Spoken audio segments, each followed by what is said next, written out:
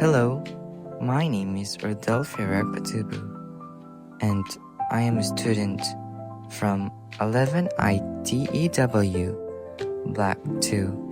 In this video, I will be discussing my identity and who am I.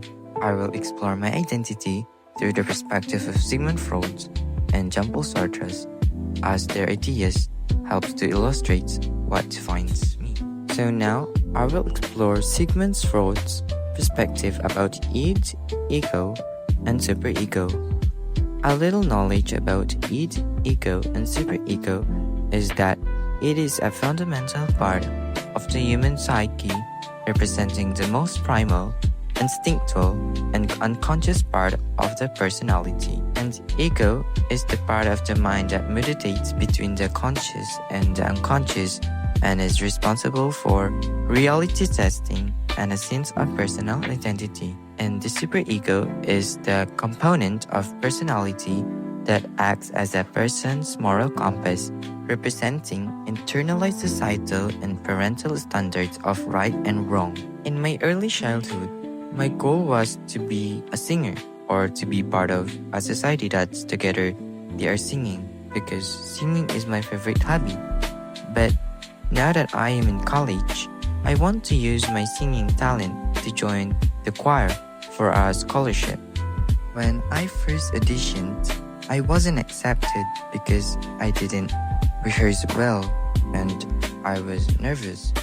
And as a result of that, I wasn't accepted into that choir. But the coach said, come back and audition here once again. So as I wanted to be part of that society, I'm trying to take care of my voices. But whenever I go out and sing ice cream, my id saying, I want to eat ice cream.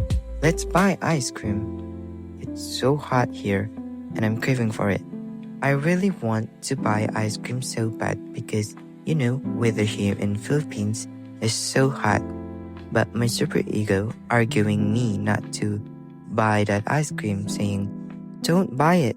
It can ruin your voice, causing you not to be accepted in choir again because your voice is not trained well due to lack of exercises, and it can weaken your vocal. So as I don't want to weaken my vocal, my ego decided to not to buy that ice cream because maybe it can cause vocal damage or weaken it, causing me not to be exercised well and not to be accepted in choir again.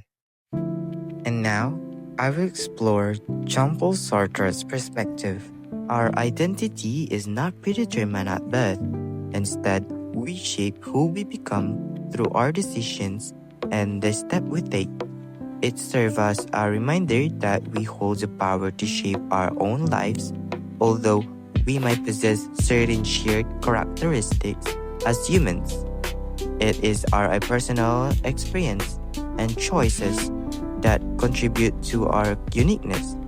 And now, as I grow up here in the Philippines, I listen to a lot of karaoke and hear some beautiful voices.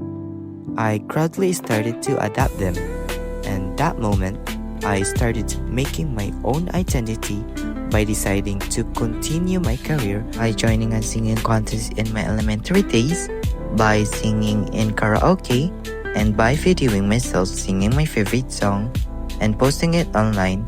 And now, I want to use it for my scholarship in college. As a desiring future choir coach, these two perspectives were incredibly valuable.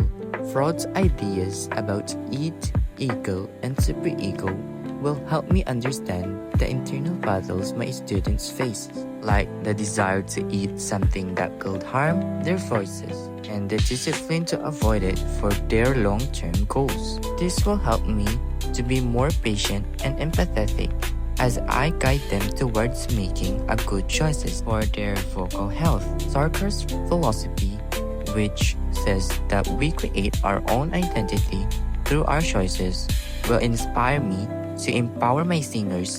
I'll help them understand that their identity as a performer isn't fixed but is built through every practice sessions, every decision to work on a difficult piece, and every time they choose to perform with confidence.